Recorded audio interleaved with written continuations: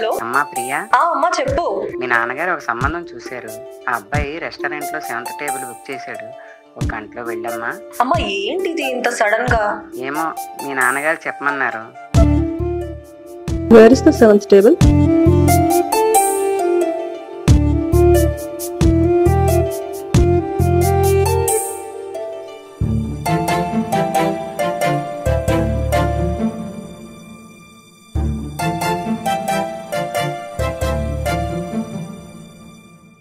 Hi అండి, నేనే మీరు చూద్దాం అనుకున్న అబ్బాయిని. అయితే మీరు నన్ను చూడడానికి రాలేదా? లేదండి, మీ ఫేస్ని ఆల్రెడీ చాలాసార్లు ఫోన్లో చూశాను. నా ముఖం చూపించడానికి ఇప్పుడు వచ్చా. ఓహో, అయితే చూసారు కదా, బయలుదేరండి. మనం పెళ్లి చూపులకని కదా వచ్చామండి, ఏదైనా మాట్లాడచ్చు కదా. ఏం మాట్లాడమంటారండి ఇలా తెలియని వ్యక్తితో? సడన్ గా మాట్లాడమంటే ఏం మాట్లాడతాం? సరే, మీ పేరేంటి? కాశీ. నా పేరు ప్రియా. నేను ఇన్ఫోసిస్లో జాబ్ చేస్తున్నాను. నాకు మీరు నచ్చలేదు. చాలా కారణం తెలుసుకోవచ్చా? ఇదే కారణం. ఏమైనా మ్యాచ్ అవుతుందా? మీరు చెప్పండి. మహా అయితే 10% మ్యాచ్ అవుతుంది. ఎక్స్క్యూజ్ మీ, ఇప్పుడు చూసారా 80% మ్యాచ్ అవుతుంది. మీరు ఎప్పుడూ లైఫ్ను ఒకవైపు నుంచే చూస్తున్నారు, రెండో వైపు నుంచి చూడండి, లైఫ్ చాలా అద్భుతంగా ఉంటుంది. అచ్చా, ఈ 7 టేబుల్ ఎందుకు బుక్ చేస్తారో చెప్పగలరా? నేను ధోని ఫ్యాన్ అండి. నేను కోహ్లీ ఫ్యాన్ అండి. చూసారా, మన అభిరుచులు కూడా కలవట్లేదు. ఇప్పుడు సిఎస్కే ఆర్సీబీ మ్యాచ్ అయింది అనుకోండి, సిఎస్కే గెలిస్తే నేను బాధపడతాను. మీరేం చేస్తారు? ఆర్సీబీ ఓడిపోయిందని నేను కూడా బాధపడతానండి. మరి ఆర్సీబీ గెలిస్తే?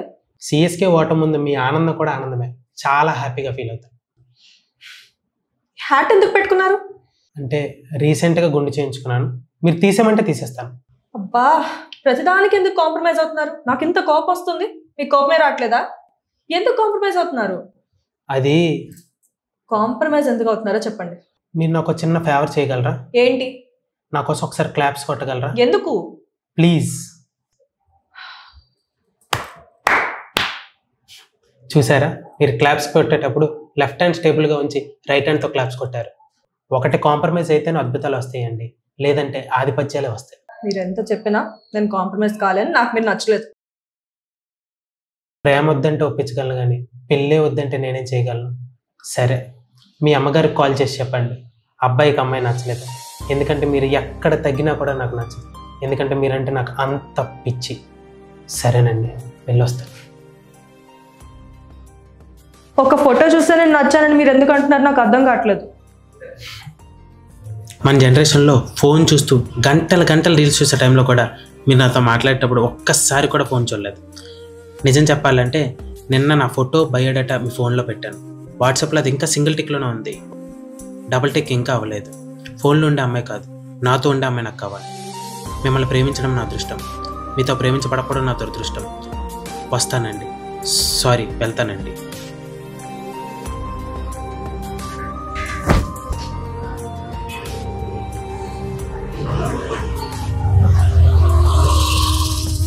హలో కాశీ, నేను ప్రియాల ఫాదర్ని. అంకుల్ చెప్పండి. అమ్మాయికి ఏం చెప్పి ఒప్పించావో తెలియదు కానీ పెళ్ళంటే చేసుకుంటే నిన్నే చేసుకుంటాను అన్నది. ఏంటి, నిజమా? హాయ్ ప్రియా గారు, నా పేరు కాశీ. నేను కూడా మీరు చదివిన కాలేజీలోనే మీ బ్యాచ్మేట్ని. అయినా నేను ఎవరో మీకు తెలియదు. మన ఇద్దరికీ పెళ్లి చూపులని తెలియగానే చాలా సంతోషపడ్డా.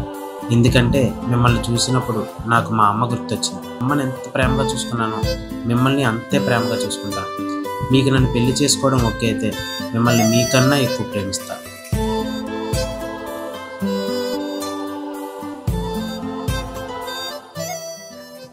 హలో అమ్మా. అబ్బాయి నచ్చాడా? అర్థం చేసుకునేవాడిని తెచ్చారు. థ్యాంక్ యూ సో మచ్ అమ్మా.